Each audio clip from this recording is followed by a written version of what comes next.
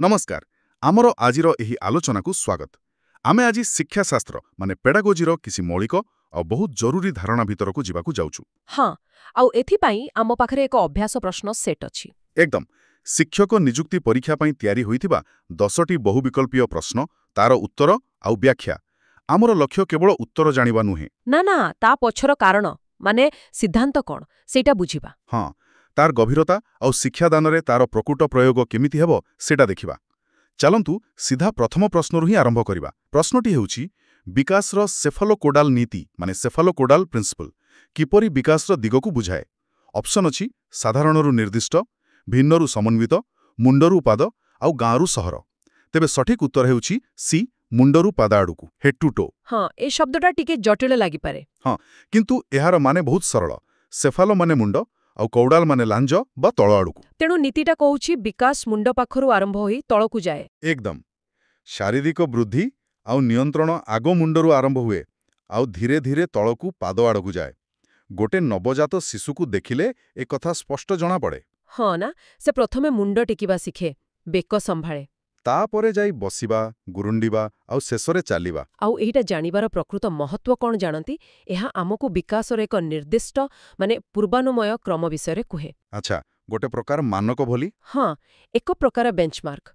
जेतेबेले पितामाता बा शिक्षक एही क्रम जानती सेमाने पिलार विकास ठीक भावे हेउछि कि नहीं सहजरे अनुमान करि पारंती। जदि किछि विलंब हुए हाँ बा असंगति देखा जाए तेबे शीघ्र जना पड़ी जाए आउ एहा केवल शारीरिक नुहे स्नायुगत विकासर भी एक सूचक। बहुत बढ़िया।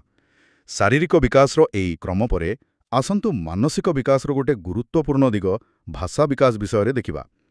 द्वितीय प्रश्न पचारुछि भाषा विकास पाई निम्नलिखित मध्यरु केउटी एक संवेदनशील अवधि माने सेंसिटिव पीरियड। विकल्प अछि प्रसव पूर्व अवधि, मध्य बाल्यकाल, प्राप्तवयस्कता एवं प्रारंभिक बाल्यकाल। एठारे सठिक उत्तर हेउछि डी प्रारंभिक बाल्यकाल अर्ली चाइल्डहुड पीरियड। हाँ आउ एई संवेदनशील अवधि कथाटा बहुत महत्वपूर्ण। हाँ एहार अर्थ कोन? संवेदनशील अवधि माने हेला जीवनर एक एमिति समय जेतेबेले आम मस्तिष्क गोटे निर्दिष्ट जिनिस शिखिबा पाई सबुठु बेसी प्रस्तुत थाए, ग्रहणशील थाए। अच्छा आउ भाषा पाई एही सुवर्ण समय हेउछि जन्मरु प्राय 6 वर्ष बयस पर्यंत। ओहो एही समय रे पिलामाने जेमिति पानी शोषिला भली भाषा शिखि जांती केवल शुणिकी कथाबार्ता करिकी। सेमानंको मस्तिष्क सेतेबेले भाषार ध्वनि, शब्द, व्याकरण सबुकु धरिबा पाई पूरा प्रस्तुत। आउ तापरे एही बयस परे माने प्राय 6-7 वर्ष परे नुआ भाषा शिखिबा विशेष करी मातृभाषा परी सहजरे कहिबा बहुत कष्ट होई जाए। तेबे एहार अर्थ शिक्षक आउ अभिभावक मानंक पाई एटा गोटे बड़ सूचना एई प्रारंभिक वर्षगुड़िकरे पिलांकु गोटे भल भाषार परिवेश देबा ता सहित बेसीरु बेसी कथा हेबा केते जरूरी। एकदम ठीक। एठारे आकर्षणीय कथा हेउछि एही समयटा केवल भाषा शिखिबा पाई नुहे। अच्छा हाँ बरं भाषा माध्यमरे चिंता करिबा, समस्या समाधान करिबा भली जो उच्चतर मानसिक क्रिया अछि ता पाई मध्य भित्ति स्थापन करे। वाह माने शीघ्र भाषा संस्पर्श पिलार सामग्रिक विकास पाई गोटे मूलदुआ। निश्चय। हाँ एबे आसंतु टिके विद्यालय परिवेश आडकू। तृतीय प्रश्न पचारुछि निम्नलिखित मध्यरु केउटी प्रभावशाली विद्यालय अभ्यासर माने एफेक्टिव स्कूल प्रैक्टिसर एक उदाहरण। विकल्प अछि ए निरंतर तुलनात्मक मूल्यांकन, बी शारीरिक दंड, सी व्यक्तिगत शिक्षण एवं डी प्रतियोगितामूलक श्रेणीगृह। एहार सठिक उत्तर हेउछि सी व्यक्तिगत शिक्षण इंडिविजुअलाइज लर्निंग। हाँ आउ एइटा भी बहुत गुरुत्वपूर्ण धारणा। निश्चय व्यक्तिगत शिक्षणर मूल कथा हैला एहा मानुछि जे श्रेणी रे थिबा प्रतिटी पिला अलगा। हाँ समस्तंकर शिखिबार गति, तांकर शैली, आग्रह, आवश्यकता सबु भिन्न भिन्न। तेणु गोटिए पद्धति कोन समस्तंक पाई काम करिवो? ना व्यक्तिगत शिक्षण कुहे आमको शिक्षादानकु प्रत्येक पिलार आवश्यकता अनुଯାयी बदलाइबाकु पड़िबो। हौ एहा निश्चित भाबरे शारीरिक दंड किंबा अत्यधिक प्रतियोगिता ठारू बहुत अलगा। हाँ सेगुडाको तो पिलांक मनरे भय बा चाप सृष्टि करे। एठी गुरुत्व दिया जाए सहयोग आउ बुझामणा उपरे। जदि आमे एहाकु टिके बड़ परिप्रेक्षीरे देखिबा एहा आधुनिक शिक्षार गोटे मूल मंत्र। केमिति? माने शिक्षक केन्द्रिकरू छात्र केन्द्रिक शिक्षा आड़कू जिबा एहा प्रभावशाली कारण एहा पिलाकू शिक्षण प्रक्रियार केन्द्र रखे।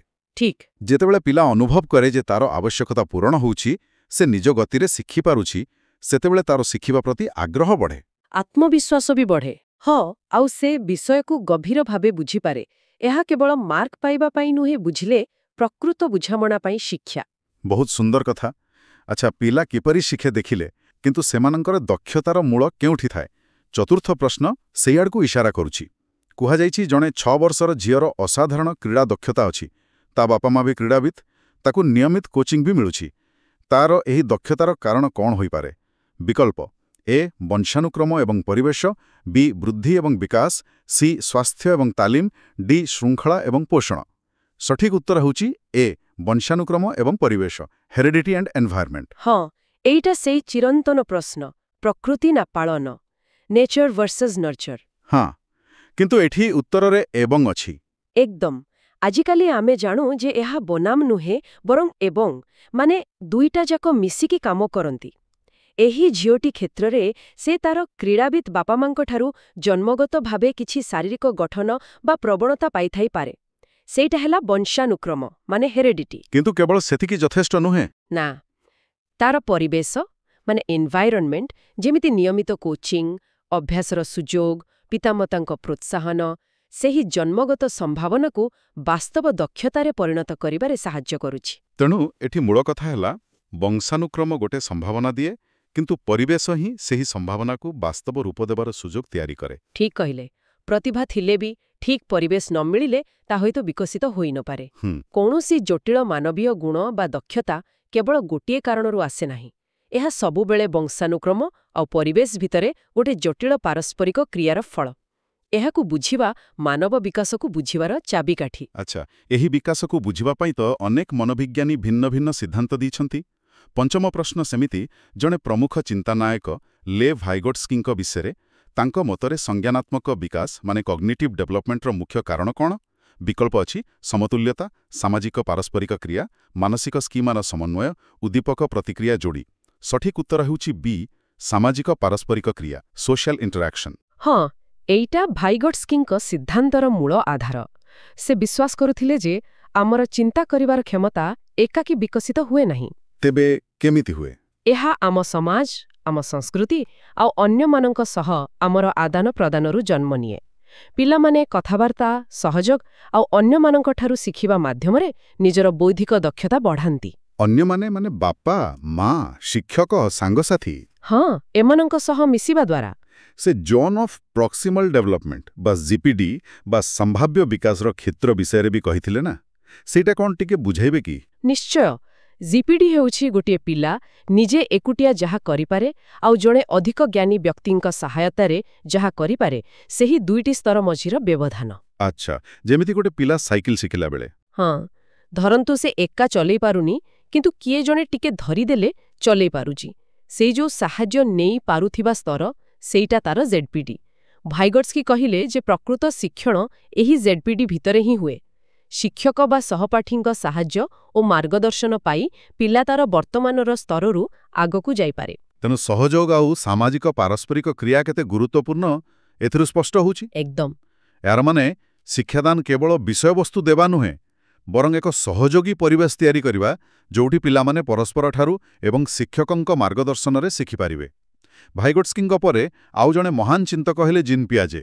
ଷଷ୍ଠ ପ୍ରଶ୍ନ ତାଙ୍କରି ଉପରେ। ପିଆଜେଙ୍କ ଅନୁଯାୟୀ ଶିଖିବା ପାଇଁ କ'ଣ ସବୁଠୁ ଜରୁରୀ?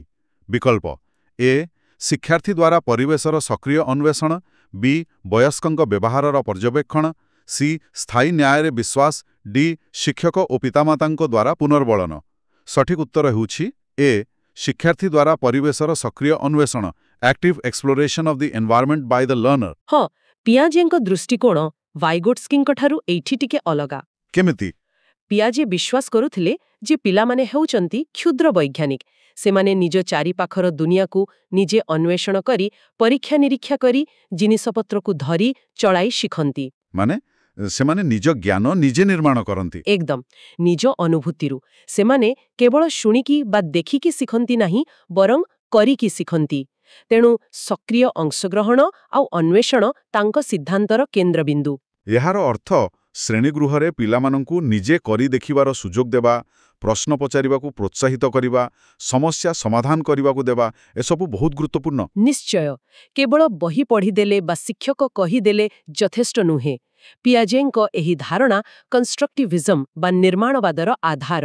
ଜ୍ଞାନ ବାହାରୁ ଦିଆଯାଏ ନାହିଁ, ବରଂ ଶିକ୍ଷାର୍ଥୀ ନିଜେ ତାକୁ ନିର୍ମାଣ କରେ। ହଁ, ଯେମିତି ହାତକାମ କାର୍ଯ୍ୟକଳାପ, ପ୍ରୋଜେକ୍ଟ ଆଧାରିତ ଶିକ୍ଷଣ।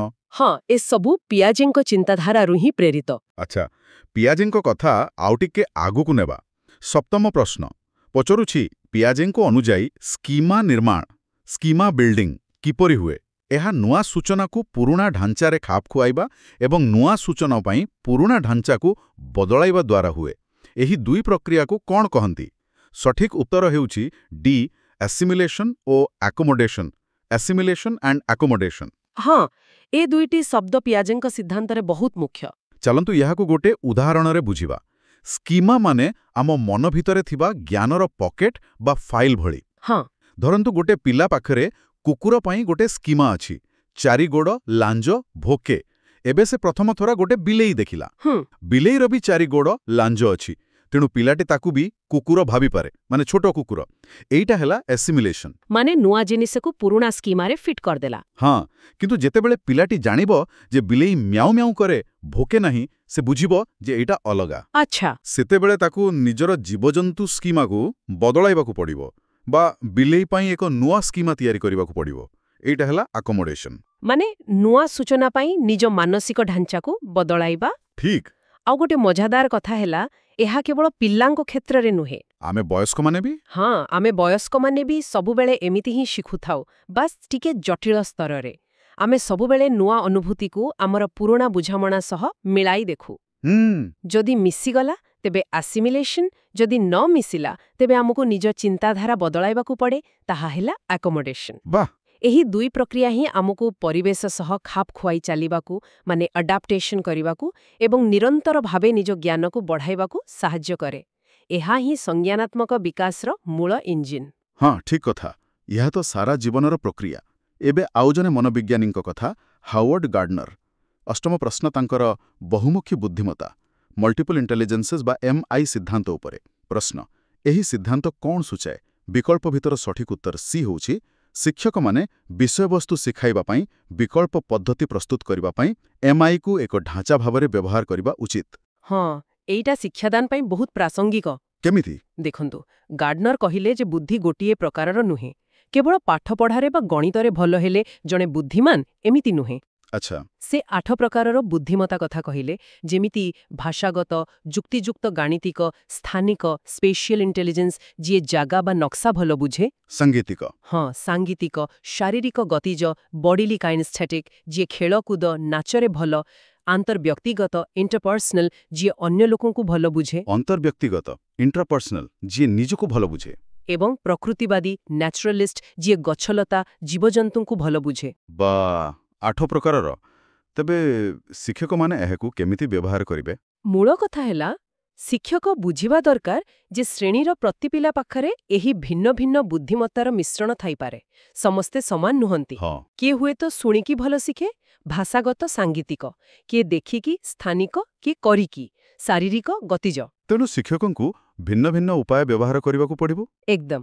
ଯଦି ଶିକ୍ଷକ ଗୋଟିଏ ବିଷୟକୁ କେବଳ ଗୋଟିଏ ଉପାୟରେ, ମାନେ କେବଳ ଲେକ୍ଚର ଦେଇ ନ ପଢ଼ାଇ ଭିନ୍ନ ଭିନ୍ନ ଉପାୟ ବ୍ୟବହାର କରନ୍ତି, ଯେମିତି ଚିତ୍ର ଆଙ୍କିବା, ଗୀତ ଗାଇବା, ଅଭିନୟ କରିବା, ଦଳଗତ କାମ ଦେବା, ତେବେ ଅଧିକ ପିଲା ନିଜ ନିଜ ଶକ୍ତି ଅନୁସାରେ ବିଷୟଟିକୁ ଭଲ ଭାବେ ବୁଝିପାରିବେ। ଏହା ବୁଦ୍ଧିମାନର ସଂଜ୍ଞାକୁ ବି ବଡ଼ କରିଦେଉଛି। ହଁ, ଆଉ ସବୁ ପିଲାଙ୍କୁ ସଫଳ ହେବାର ସୁଯୋଗ ଦଉଛି।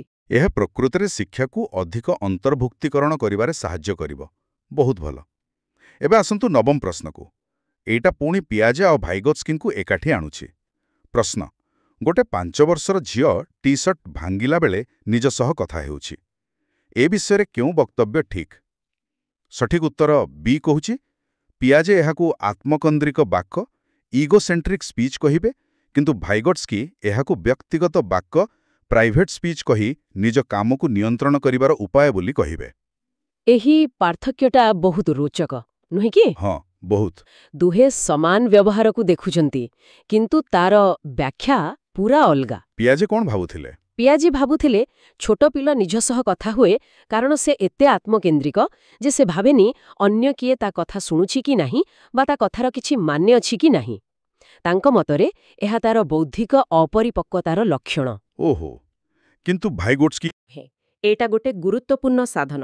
ପିଲା ନିଜକୁ ନିର୍ଦ୍ଦେଶ ଦେବା ପାଇଁ, ନିଜ କାମକୁ ଯୋଜନା କରିବା ପାଇଁ, ସମସ୍ୟା ସମାଧାନ କରିବା ପାଇଁ ଏହି ବ୍ୟକ୍ତିଗତ ବାକ୍ ବ୍ୟବହାର କରେ। ଯେମିତି ସେ ଝିଅଟି ଟି-ସାର୍ଟ ଭାଙ୍ଗିଲା ବେଳେ କହୁଥାଇପାରେ, ଆଗେ ଏଇ ହାତଟା, ତାପରେ ସେଇ ହାତଟା।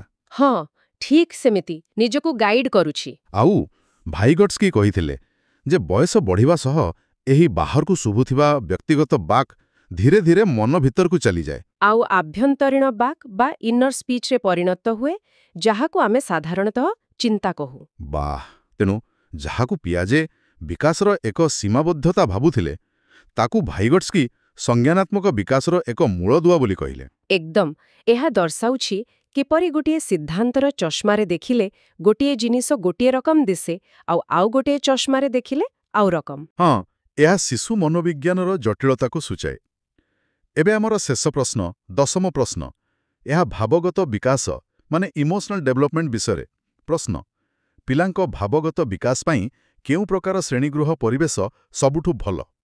ବିକଳ୍ପ ଏ ଗଣତାନ୍ତ୍ରିକ, ବି ଶିକ୍ଷକଙ୍କର ସମ୍ପୃକ୍ତି ନଥିବା, ସି ନିୟନ୍ତ୍ରିତ, ଡି ଏକଛତ୍ରବାଦୀ।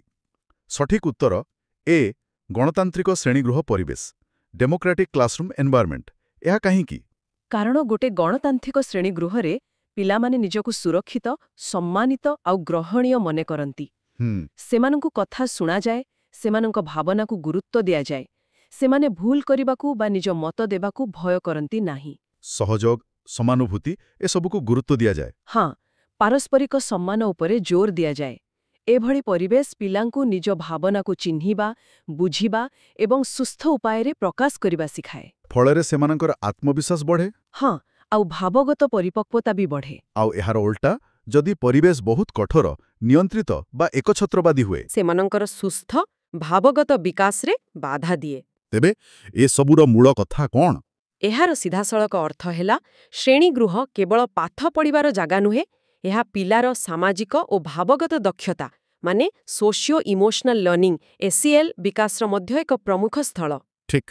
ଶିକ୍ଷକ କେମିତି ପଢ଼ାଉଛନ୍ତି, ଶ୍ରେଣୀର ପରିବେଶ କିପରି ରଖୁଛନ୍ତି, ଦ ହାଉ ଅଫ୍ ଟିଚିଂ, ତାହା ସେ କ'ଣ ପଢ଼ାଉଛନ୍ତି, ଦ ହ୍ୱାଟ୍ ଅଫ୍ ଟିଚିଂ, ସେତିକି ହିଁ ଗୁରୁତ୍ୱପୂର୍ଣ୍ଣ। ବାଃ, ଏଇଟା ବହୁତ ଭଲ ପଏଣ୍ଟ। ଗୋଟେ ସକାରାତ୍ମକ, ସହାୟକ ଶ୍ରେଣୀଗୃହ ପରିବେଶ ହିଁ ସାମଗ୍ରିକ ଶିକ୍ଷଣ ଏବଂ ବିକାଶ ପାଇଁ ଅପରିହାର୍ଯ୍ୟ।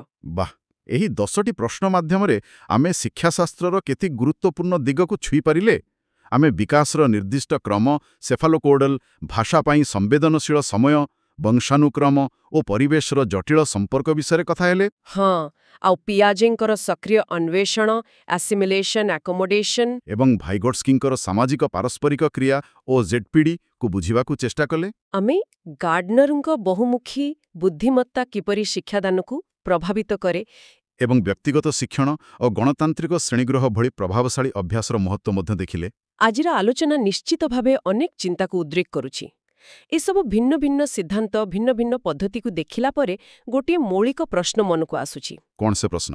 ଯଦି ଆମେ ଚାହୁଁଛି ଜଣେ ଶିକ୍ଷାର୍ଥୀ କେବଳ ତଥ୍ୟମାନେ ନ ରଖି ପ୍ରକୃତରେ ବୁଝୁ, ବିକଶିତ ହେଉ, ତେବେ ଏସବୁ ଭିତରୁ ପିଲାର ନିଜର ସକ୍ରିୟତା, ଅନ୍ୟମାନଙ୍କ ସହ ପାରସ୍ପରିକ କ୍ରିୟା, ଏକ ସହାୟକ ଓ ସୁରକ୍ଷିତ ପରିବେଶ, ଶିକ୍ଷକଙ୍କର ଭୂମିକା, ଏସବୁ ଭିତରୁ କେଉଁ ଗୋଟିଏ ଉପାଦାନ ସବୁଠାରୁ ଅଧିକ ମହତ୍ତ୍ୱପୂର୍ଣ୍ଣ?